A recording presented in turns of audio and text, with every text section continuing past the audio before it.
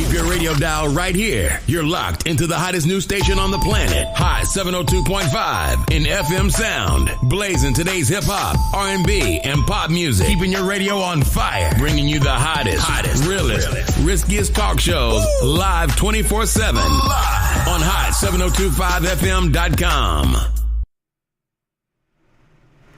What's up, everybody? All my jokers, and welcome to another uplifting episode of Laugh Therapy, the show where we elevate your mood and your mental one laugh at a time. I am your host, Joe King, and today we've got a thought-provoking and laughter-filled session in store for you. As always, our topic today is something that affects all of us in one way or another: societal expectations in gender roles and how they impact our adult relationships. Now, you might be wondering, how do we find humor in such a complex topic? Well, laughter has a way of shining a light on even the most serious of issues, and a laugh is definitely guaranteed when Joe King is involved. We'll be diving into the funny, the frustrating, and the fascinating aspects of the subject. Expect insightful discussions, personal stories, and of course, a generous sprinkling of humor to keep those spirits high. And to do that, you know I got my co-host with me. Whoa, JD, aka Sunshine. So get ready to laugh, learn, and perhaps even reevaluate a few things about the roles we play in our relationships. Remember, it's all about finding the joy in life, one chuckle at a time. So stay tuned and let's get started with Laugh Therapy, guys. I hope you're all doing well. Hey, and we would love y'all's participation today in the chat for y'all's answer for these questions. We're going to get real philosophical on y'all today. For sure. Y'all already know. So we like to cover our deepness. We want to be real. We want to make sure that we're hitting the topics that we definitely need to discuss, not only as just as women, but as a society, as a culture, as it all. But we also want to have a good time while doing it. We have enough hard stuff throughout the week, right? And it's definitely already been a week for us. Whew. So I'm going to dive right in with the first question. Babe, how do you personally define the roles of men and women in today's society? And how have these roles evolved over time? For me, personally, I think that is defined by every individual. I don't think there's a clear definition that you can just impart on every person, because everyone's situation is different, so everyone's role is different. So I'm a woman, but I still take out the trash. Most women don't take out the trash, especially if they have a man in the house, right? Yeah. I don't take out the trash. And for as far as our relationship and how it works, I'm more nurturing. So I do the more nurturing things with the kids. And you like the daddy almost, right? Go talk to your mama. I think it irritates me more so when they walk past you to come and ask me a question. I've learned to stop necessarily calling myself the dad in the parenting relationship. I'm a lot more analytical than I am the nurturer. I'm the one that needs you to tell me what you need, and then I can tell you if you really need that or how you can come to that solution or whatnot, how to get it, right? Rather than being the, oh, what's wrong and what's going on and talk to me type of parent. I'm not that. What do you need? You know, I'm that parent. What?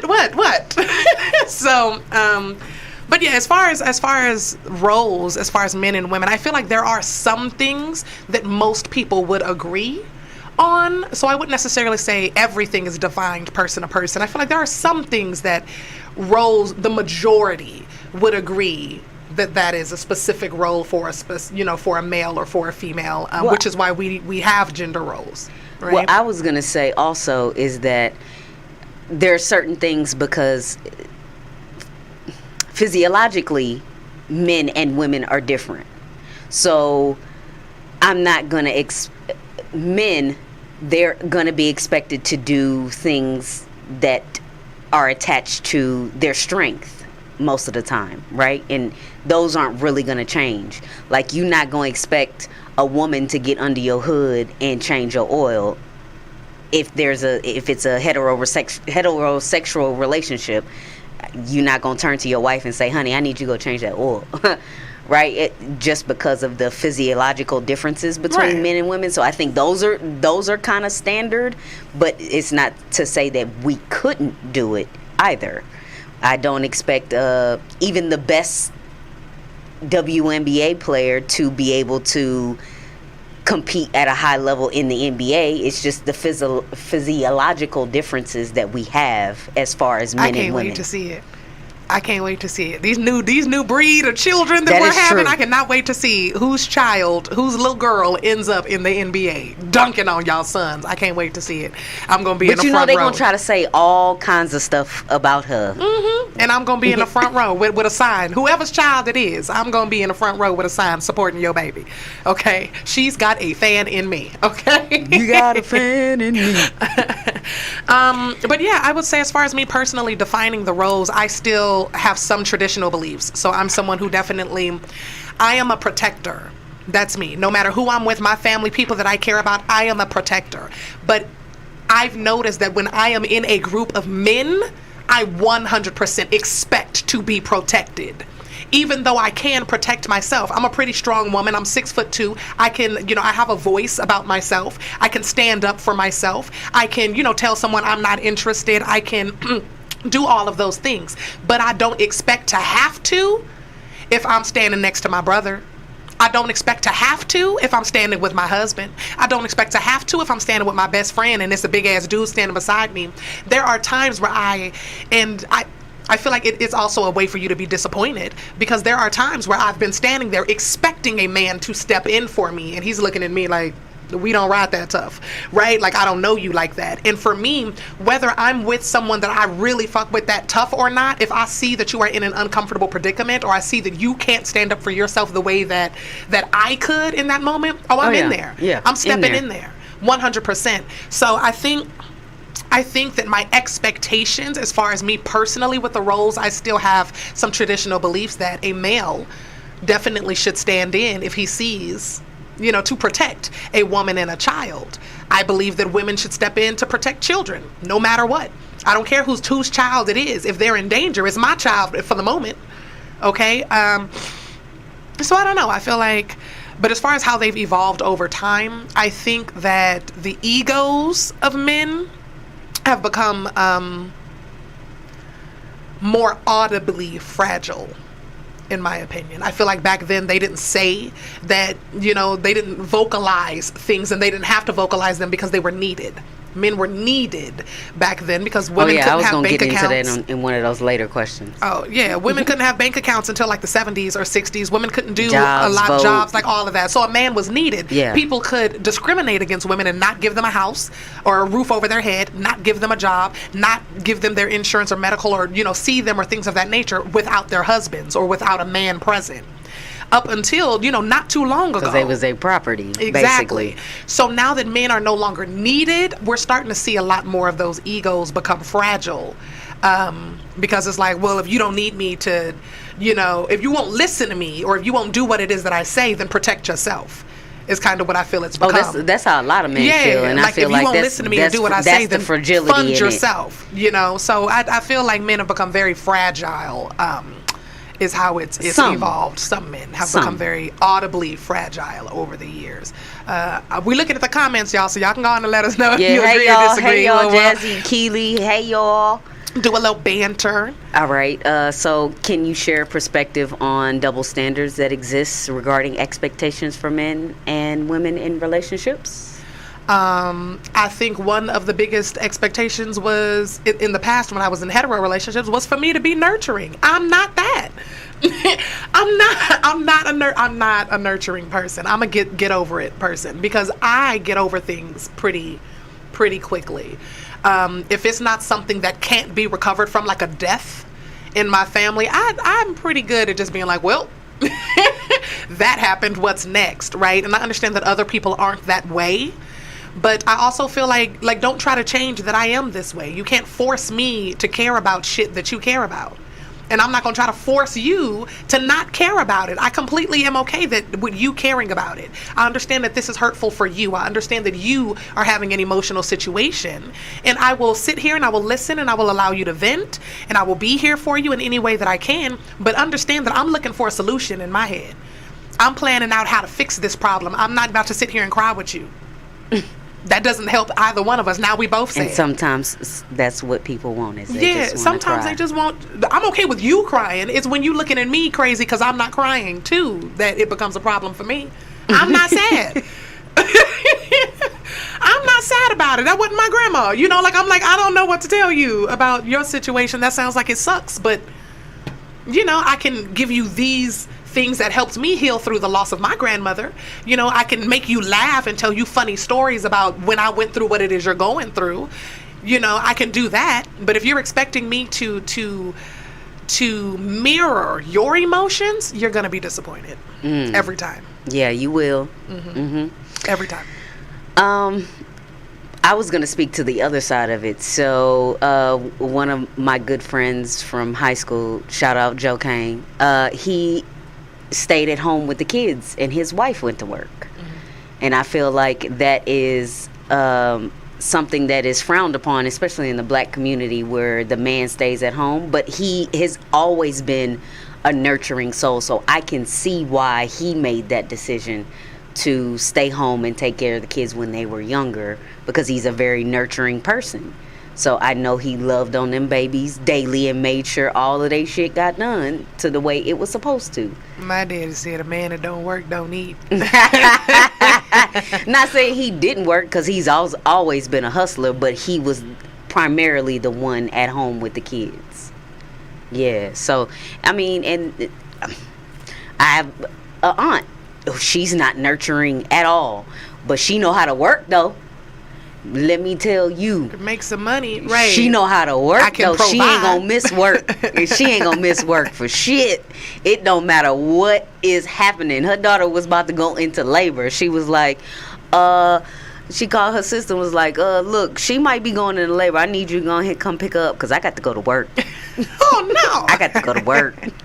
I got to provide. And that is just what she knew how to do, or knows how to do, is provide. All that other stuff, she like, that ain't my forte. I don't do none of that lovey-dovey stuff. So, you know, when my uncle was alive, he was the one telling the kids, I love you, I care for you. He had the emotional bond with the kids, and it was just like, where Auntie Sandra? She at work, bro. I think there's a heavy double standard on the emotional expectations for both genders. I think that men are excused from emotion at a young age. They're taught, you know, don't cry, you know, big boys don't cry, buck up, you know, things like that, don't be a bitch about it kind of situation when it comes to young boys. So then when they get into relationships when they're older with women who are trying to relate to them, those same men are like, oh nah, you know, like, I don't have those emotions anymore, or they've locked it away for so long they don't know how to tap into those emotions. And then I also feel like women are expected to automatically be more tapped into their emotional state, more tapped into, you know, being emotional. And then when you run into a woman who is not emotionally evolved, or a woman that's not nurturing, well, now you don't know how to deal with that woman because you expected her to be the one that had all of the emotional strength, right? All of the emotional know-how, all of the emotional maturity, and you ended up with a woman that. Yeah, how did you and Legacy's father ever have a relationship when neither one of y'all are nurturers? It worked wonderfully. I actually became more nurturing. To fill in? Yeah. So you got it in you. Yeah, it exists. It exists. I'm just not naturally that way. I went into that when I realized that there was not a counterpart that had it to add to mine. We both were just not, you know, very nurturing. But when I realized he just absolutely was not, I upped mine. I was like, oh, okay, well, I can fill that role, you know, and do that. It's just not a natural, automatic thing that I go to. When I realized we were both going, what? I was like, oh wait, nah, this doesn't work. It doesn't work because our kids were like, what? Like, yeah, like, neither one of y'all want to talk to us. I was like, ah, shit. So, yeah. I changed. Jazzy said, it exists. Yeah, it exists. The nurturer in me exists. I'm just usually too busy. I'm focused on so many other things, and then I've always been the provider. No matter whether it was a hetero or a lesbian relationship, I was the breadwinner. So I figured I had that down. I had the providing and protecting down. Homeboy, you can nurture, you got it. And then when I realized he wasn't doing that and I was the provider and protector, I was single. So that's how that went. We told y'all there was gonna be a chuckle or two, didn't we?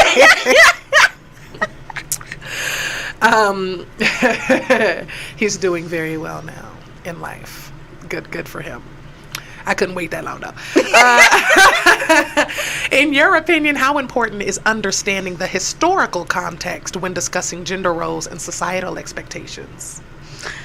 How important it is to understand? I don't know if it's like super important to understand at this point in time, because shit's all over the place, right? So you got one side of the internet that's boosie, just ignorant and very stereotypical roles as far as gender and all of that stuff. And then you got Professor Odie's side of the internet, where he's trying to shed light that men can have feminine traits, or they can step into a little bit of their femininity, because that comes with emotional intelligence. You got two sides of the world and they beefing on a constant basis. Like, so as far as the importance of the historical context, I don't know how important it is to understand that back during slavery, the men were the protectors and the providers, and the women, they did everything in the household. I don't know how important that is in today's world, because it's all over the place when it comes to roles. I don't think anybody was a provider or protector during slavery. Everybody was scared for their life. You know what I mean. Yeah, I know what you meant, but I was just clarifying that part, just in case anybody's trying to clip this later. And even after slavery, women could not own things. Women could not, like you said, have a bank account. They couldn't have education. So they had to rely on a man. They didn't have a choice. And that's how men ended up with 2-3 families. And you don't think that history is important to understand?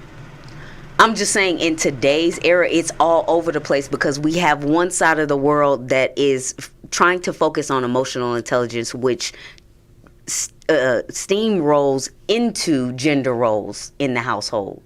And then you got Boosie's side of the internet, where it's the old thinking. So as far as the importance of knowing the history, I don't know if it's that important. I know the history, right? Mm-hmm. But to disseminate that in this day and age, I don't know its importance on how it would affect today. Okay, I get that. I think I was raised by very strong Black individuals, but each of those Black individuals taught me that if you do not know your history and you do not know where you came from, you cannot know where you are going. And if you know where you want to go, you can't get there without knowing your history.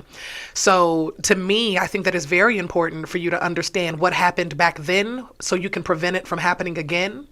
But also, I think it's important to understand what happened back then so that you can decipher what someone is trying to say now. Because a lot of us are projecting and then responding to what we think you're trying to say instead of what you just said. But had you not projected in the first place, the response would have been different. For example, when a man is saying women don't value men anymore, right? Women don't value men anymore, this, that, and the other. That man usually feels disrespected or undervalued.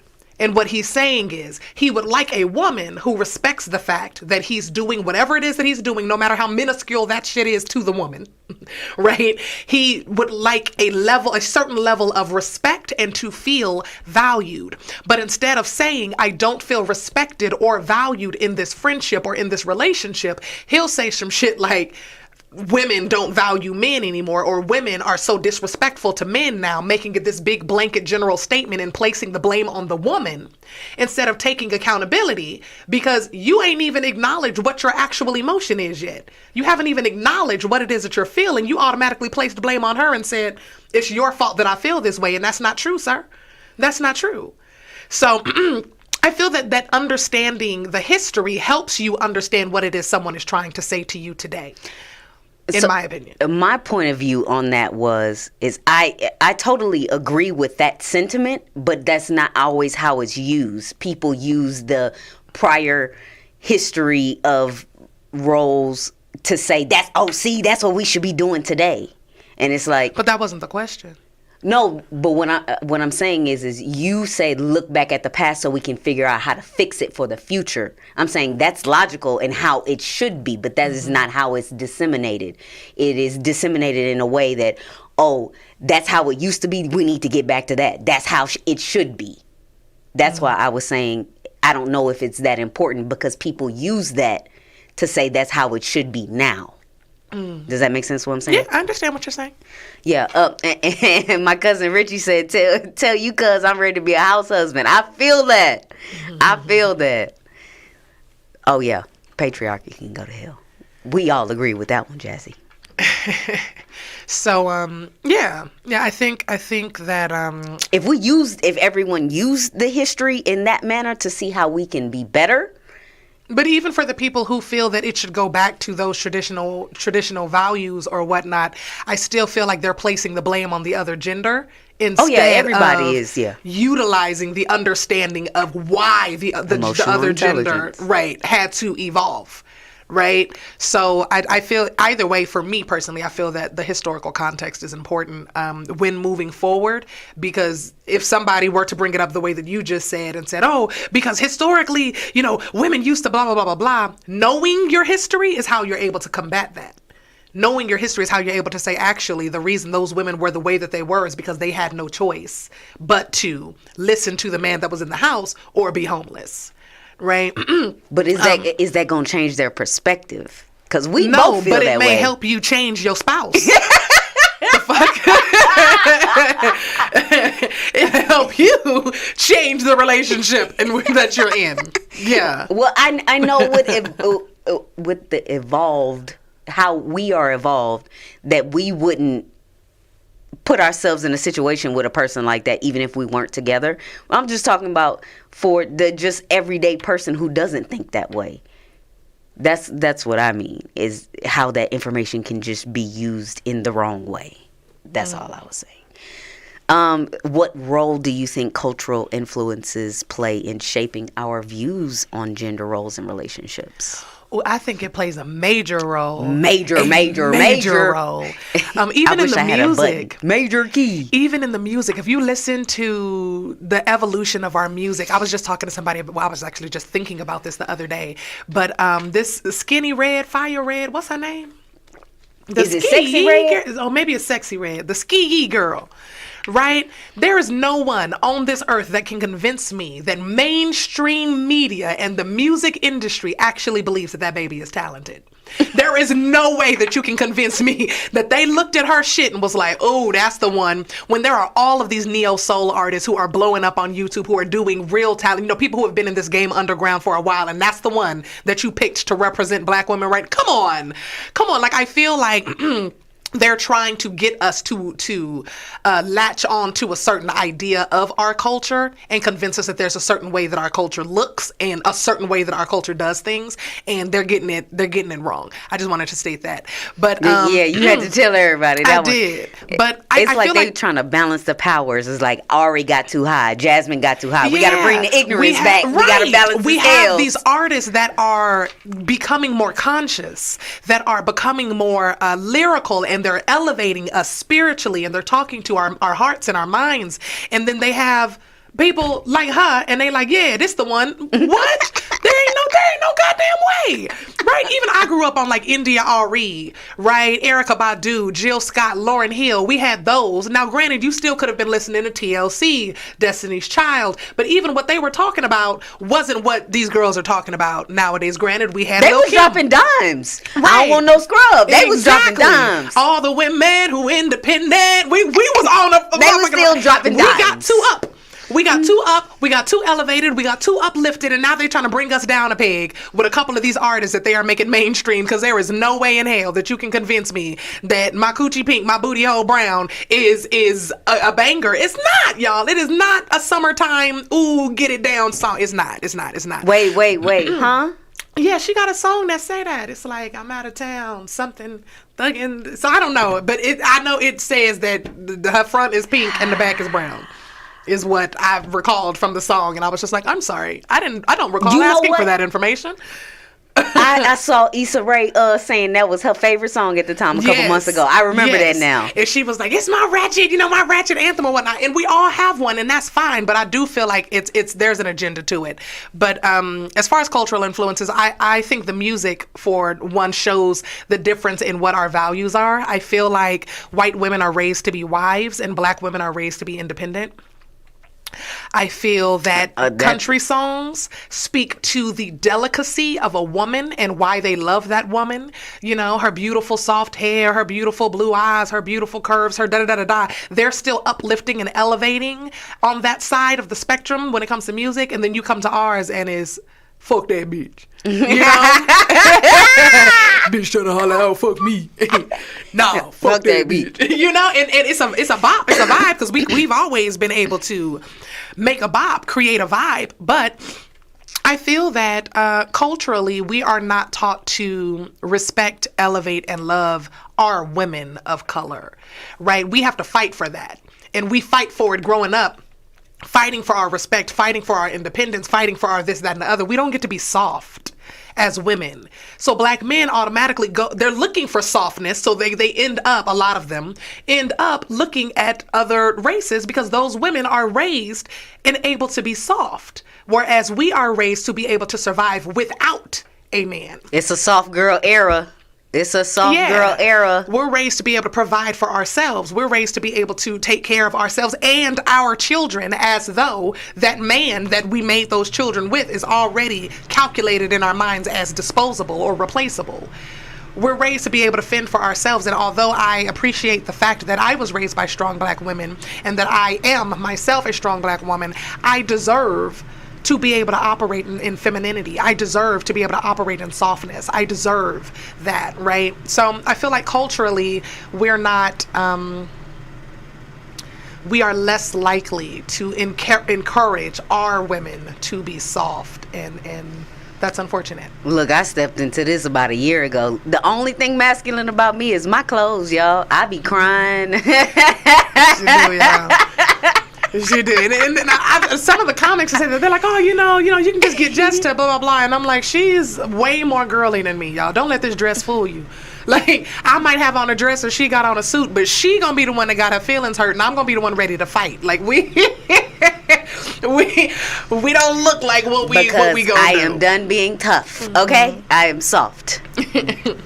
I am trying to get into a softer era. Like I said, I don't take out the trash. That was a step, you know. I used to not bring in groceries, but somebody got a little touchy about it. So I'm slowly but surely stepping into some soft girl things. You did skip it the other day when I asked. What? The other day when I asked you to help. I told you that I would help, but I also told you I was getting ready to finish what I was doing, and I would come out. And when I came out, you was done. I was like, oh well. Because if I wanted you to help me, I'd have stopped.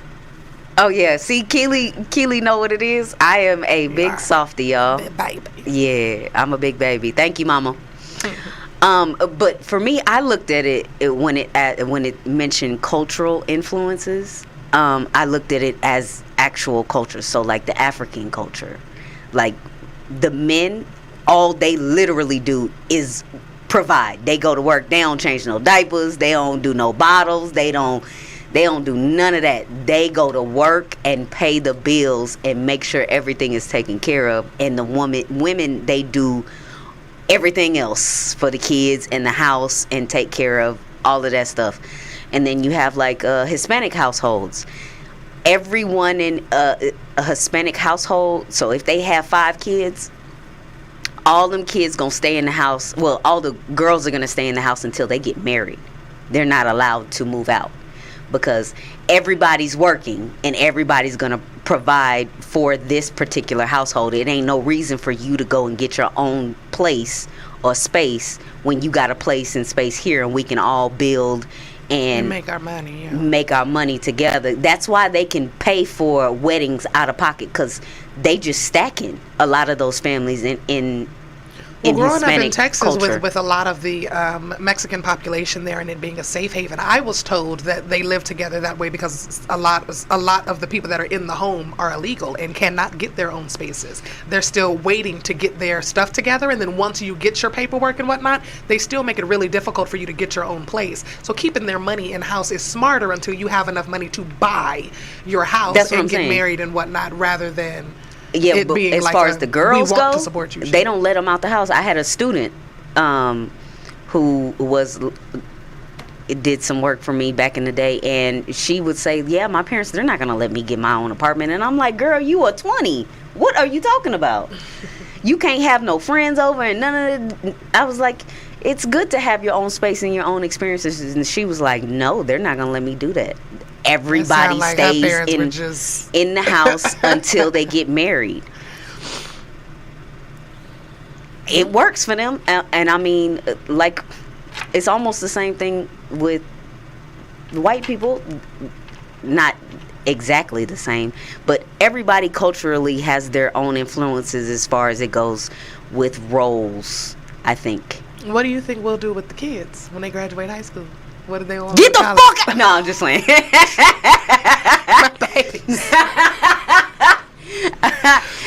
I'm gonna make Legacy clear off all the hieroglyphics he done wrote on the walls. Look, he is 5 right now, y'all. He got some time, and we in a rental. Them marks gonna be big and gone. They always gonna have a place to come back to. But I do want them to experience some sort of college, if it's not traditional college, some sort of being on your own so you can get that experience, because I definitely think it's necessary to your development as an adult. I think that experience is necessary. But they will always know they'll have a place to come back home to if they need it. Just like with my mama. If I called her today and I said, hey, mama, I want to come home, ain't no room for me, but she would make a place for me. So I feel like that's how I would want to handle it with the boys. I would want them to have their independent experience, but also let them know that they're always welcome to come home. Okay. I think I'd be cool either way. Like just kicking them out? No, never. But I would be cool. You if they 18 were now, like, go ahead, do your thing. Mom, I'm grown and I want to go out and do it on my own, because we all went through that of thinking that we wanted to do that till we had to do it. Then it was like, woo, Mom, I want to come home. You feel me? So if that's where they are in life and they're like, I just want to figure it out, I want to go on my own, then by all means, son, I'll kick you out the nest. You believe you can fly, go for it. This is Sparta. Exactly, go for it. But if they're like, Ma, I have no desire to go and try and figure that out, can I stay here and maybe just slide, y'all something on groceries? Oh yeah, because you gonna get a job. Because they eat like crazy. You gonna get a job. But yeah, slide y'all something on groceries or blah blah blah. He'll always have a room and a space in the house, as far as I'm concerned. It's my kids. What do gender roles, or no, that's wrong. How do gender roles affect our friendships and the way we relate to people of the opposite gender? With me, I don't feel like gender roles affect any of my friendships personally. Now, when I am with, no, I won't even say that, because like with B, we mentioned last week, when I'm in town, he'll let me stay at his house. He makes sure the bed is good. He gonna cook us a meal, and I feel like that's very nurturing. As roles are defined, and so I don't think, for me personally, gender roles don't affect friendships, because I'm so fluid. I'm cool with whatever. Whatever you on, I'm on, or however I can be of assistance in any type of way, I will be of assistance no matter what role I need to take on in that particular friendship or manner or whatever it is. But that is just me personally. Like, because when you are out at a comedy show and I'm not there, you wholeheartedly expect Doc or Carlos to walk you me to my your car. 100%. Yeah, it's crazy people out here. Walk me to my car. And I'm a lady. I wouldn't expect that. I would definitely appreciate it if it was me, but that wouldn't be an expectation that I would have, because, like I said, I'm just fluid. I'm with whatever. I'll ask. I will turn and ask one of them, and I can't even say that I wouldn't judge if they said they didn't feel like it, because I would. But but I'm gonna find somebody. I'm gonna find me a nice Southern man to walk me to my doggone car that I can trust. No, that's crazy. I deserve that. Like, I feel like if say I have a homeboy or whatever, and they just come over, they chilling, they this, that, and the other. Do I expect them to do certain things if you're at my house or something? No. But will I do certain things, like make sure I pick up your plate because you're a dude? Yeah. If you're my home girl or whatever, and you over there, then bitch, take your plate to the sink. I feel like. Wait, you wouldn't pick up a homegirl's plate? I wouldn't think to. It's not that I would be like, no, you can take your own plate, but I wouldn't, like, if I'm not already getting up to say, okay, hey, hand me your plate, I'm not going to automatically think to grab your plate. But as a male, if I've already taken my plate to the sink and I sit down and we talking, chopping it up, and I realize you finished with yours, I would still take your plate to the sink. That's just the way I was raised. That's just the Texas chicken. Even with you, we're in a relationship. Let me take your plate to the sink when I'm done, but that's because we're dating. If we were not dating and we were single, you would be taking your own plate to the sink. It's just I'm not your mate. You feel me? Like, but you wouldn't feel the same way with a man that he could take his own plate to the sink? Yeah. No, I would take his plate to the sink. Huh? Yeah. Yeah, even for there my homeboys, I would take his place to the sink. But yeah, even for my homies and my homeboys, if it's just us and I'm the only chick that's leaving or whatnot, I fully expect one of my homeboys to say, "Let me walk you to your car," or to walk me outside so they can see me walk to my car. I expect there to be some type of chivalry there. If you pay attention, like even if you pay attention, like my brothers and whatnot, when it comes to other ladies, other girls, the way that they help open the door or help you up the stairs or something like that, it was just the way that we were raised. But yeah, even in my platonic relationships, I expect there to still be chivalry. But as far as like how I talk to them or how I treat them or how I expect their emotional maturity and stuff to be, that's across the board. I expect you to be emotionally mature enough to hold a conversation with me. I expect you to be emotionally mature enough to understand that if we have a disagreement, it does not mean that our friendship is over. It means I disagree with you. Okay? Which 9 times out of 10 means you're wrong. You messing with her, you wrong 10 times out of 10.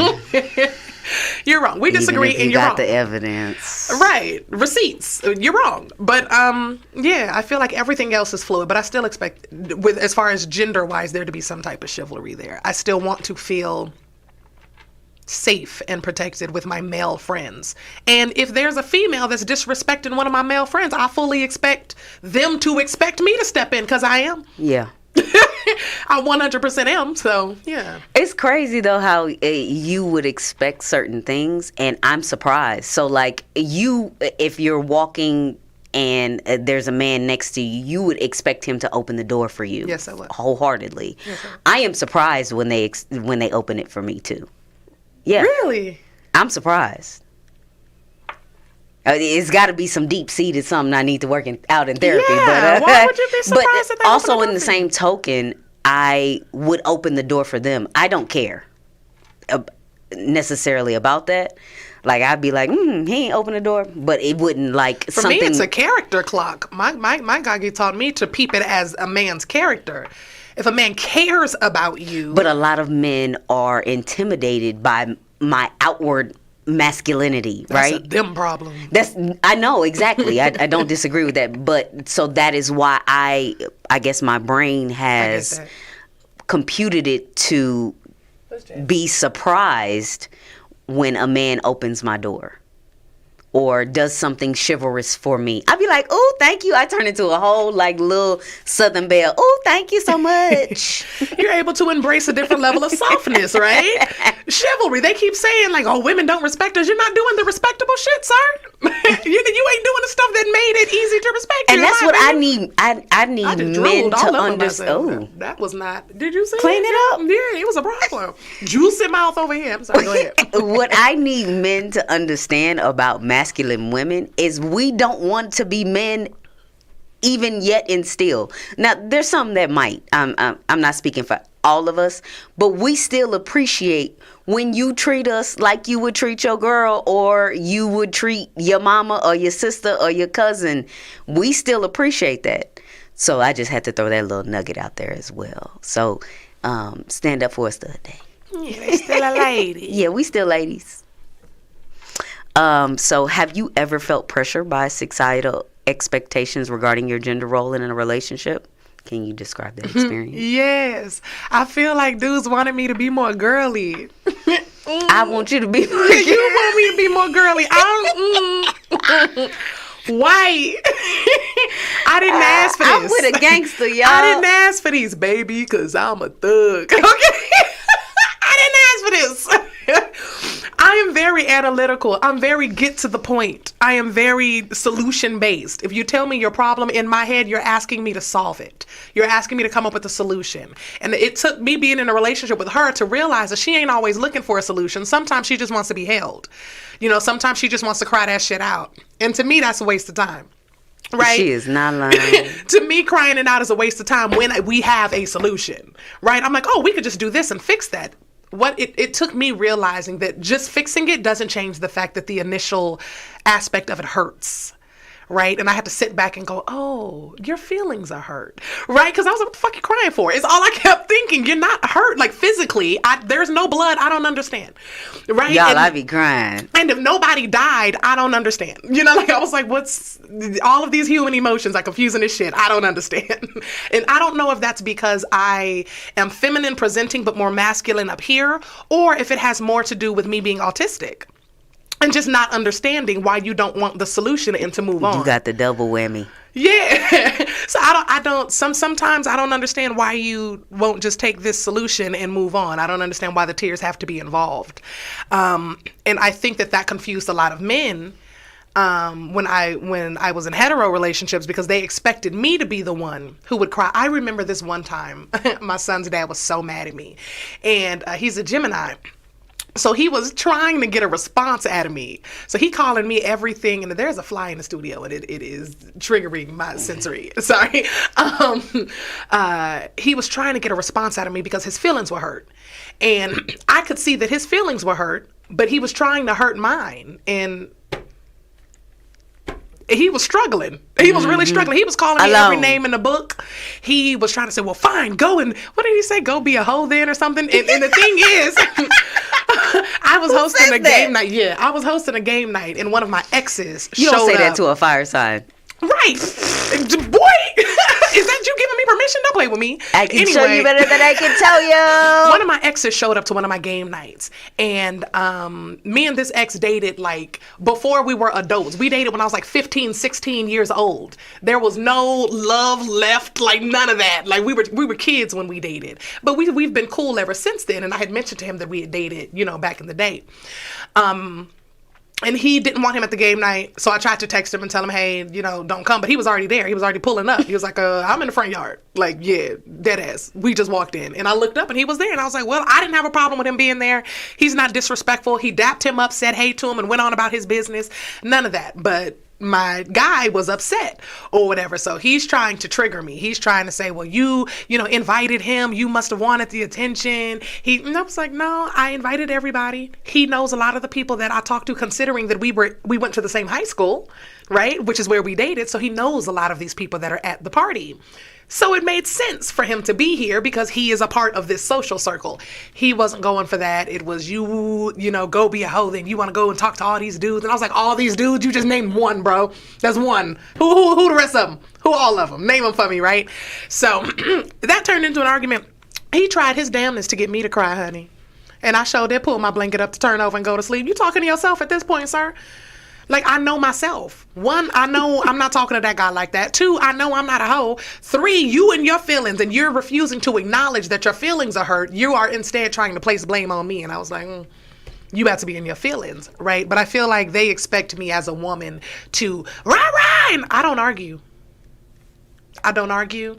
You're wrong. Like, that's just it. In my head, I've already decided you're wrong. And at this point, you're arguing with yourself. So, yeah, I feel like in the past, they wanted me to cry about it or be upset. And that would show them that they had some type of power over me, you know, some type of emotional something. You won't get it. You will not get it. What about you? I'm going to keep mine short and simple. Being in lesbian relationships, y'all expect us to kill the spiders and the bugs. I don't want to. No. I do not want to do none of that. Do you want to pack up the stuff? Because otherwise we move it. The spider can have this. I'm just saying, I feel the pressure of the quote-unquote gender role of killing the bugs. And I don't want to.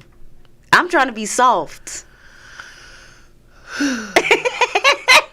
I guess that's why we got kids. Right. Nah, they created a whole farm downstairs. They love bugs. They will bring this bug in from outside. Mommy, it's a caterpillar. Why is it in my house? That's the part that's getting me, son. You couldn't have just came and told me about it? Yeah. How would you say the media has influenced our perceptions of what it means to be a man or a woman in today's world?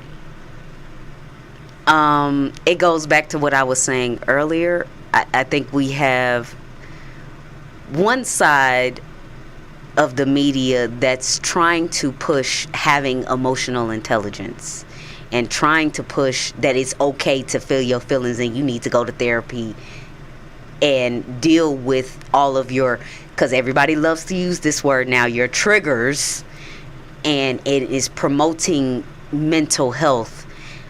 And then you got one side of the media that's still trying to be ignorant to all of those things. Like, you know, I love watching the Gilbert Arenas podcast. And they had like a 30-minute argument the other day about men and crying. They was like, real niggas don't cry. Real niggas don't cry. They were getting upset. Like, fuck you talking about? I never cried. And it was one of them. They had won the national championship in college, and someone in the chat said, you cried after you won the national championship. That nigga got so mad. He was like, who the fuck cried? Ain't nobody cried. It was like he called him gay or something, and like said he was doing something promiscuous behind a dumpster. It was like, my nigga, he just said you cried. Real niggas don't cry. We was raised by our daddies, and our daddy said, nah, fuck that. We don't cry. And it was just like, but why though? What do you gain from saying you don't cry? What did you win? Yeah. What was the prize? Just being emotionally stopped up?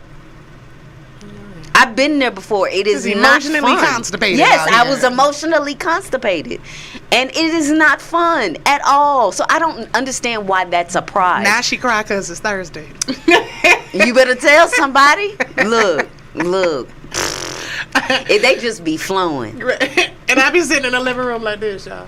Trying to figure out what caused it and what's the solution. Like, what? Was it a commercial this time? I know. What's going on? Is it your time? I'll be like, I'm confused. What did the moon just go into? Exactly. She's like, can you do a spiritual reading? Girl,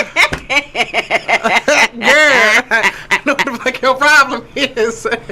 That's how you feel? No, I love you, girl. I love you. You just be emotional sometimes. And I get emotional as well. Like, I'm not going to sit here in front like I don't have emotions. There are times when I just feel like crying. And I'll tell her, I just felt like crying. I have no idea why I'm crying. There is nothing you can do about it. I do not need you to fix it. I feel like my body just needed to cry, so I'm going to cry. And she understands that. Okay, cool. Go ahead. Get your cry on, girl. I'll be out here if you need me. It just happens. There are times when I just got to let that shit out. But yeah, it's usually something like that for me as far as getting me to cry. So yeah, how media has influenced it, I feel like it's a clash now. It's a battle between both ends of the spectrum. I feel like the media is confused when it comes to gender role. Caitlyn Jenner won Woman of the Year. Oh yeah. In what was that, 2019 or 2017? I don't know, but I feel like the media is just a little confused on how to properly support gender. Period. When it comes to things, but I also feel like I think they were trying to be progressive with that, not realizing it was gonna stump on all completely disrespectful is what it was. Women who were born right with vaginas. I think that the media pushes that men represent strength. And to me personally, I feel like that is false. Oh, yeah. I feel like women represent strength. 1,000%. 1,000%. And men are strong, and that's different. Mm-hmm. I feel like that's different than saying that someone has strength. I feel like women represent strength and men are strong. And the media doesn't know how to properly portray that on a screen outside of a man like lifting weights or something in a commercial.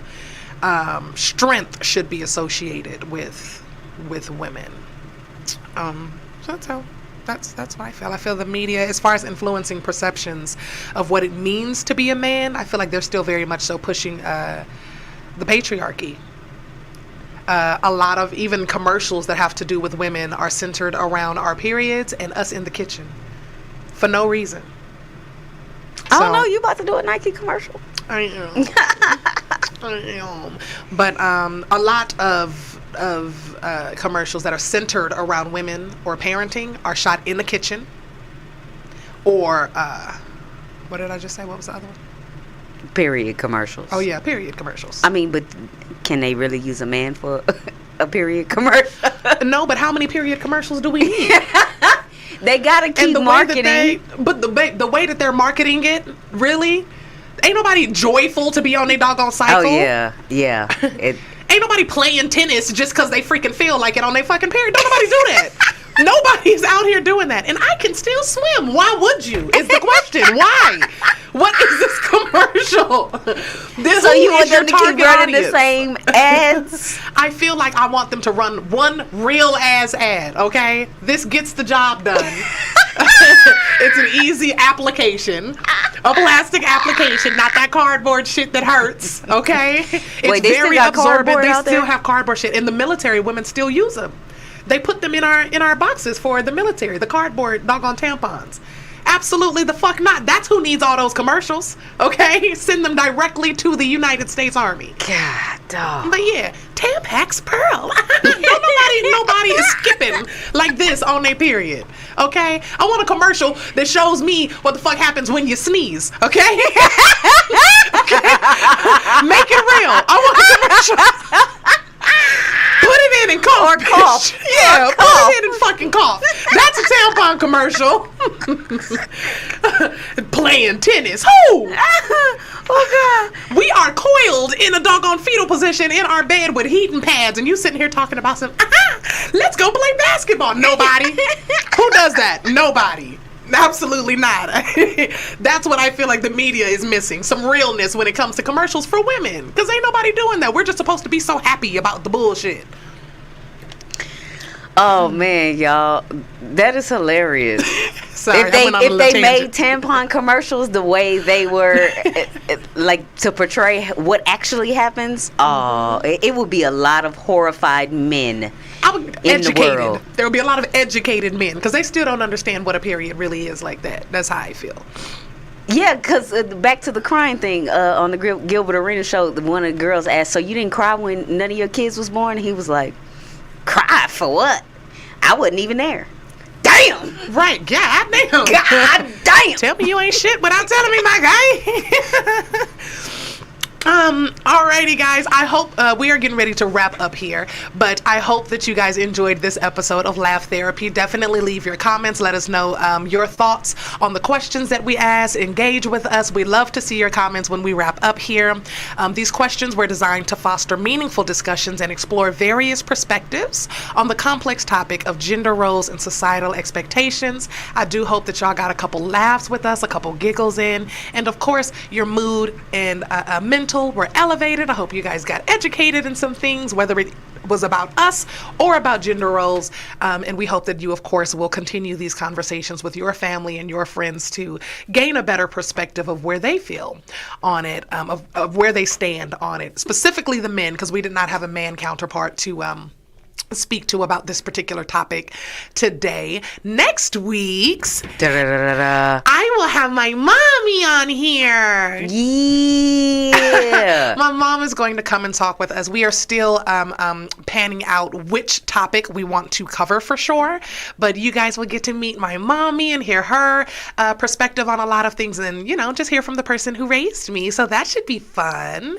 Maybe we can do like no, I was going to say like a mom trauma, whatever type thing. Nope. Nope. Trauma guilt. Anyway, tune in next week, guys, for more Laugh Therapy. We look forward to seeing you guys, and you will get to meet my mommy. Talk to you guys soon. Love y'all. See y'all next week.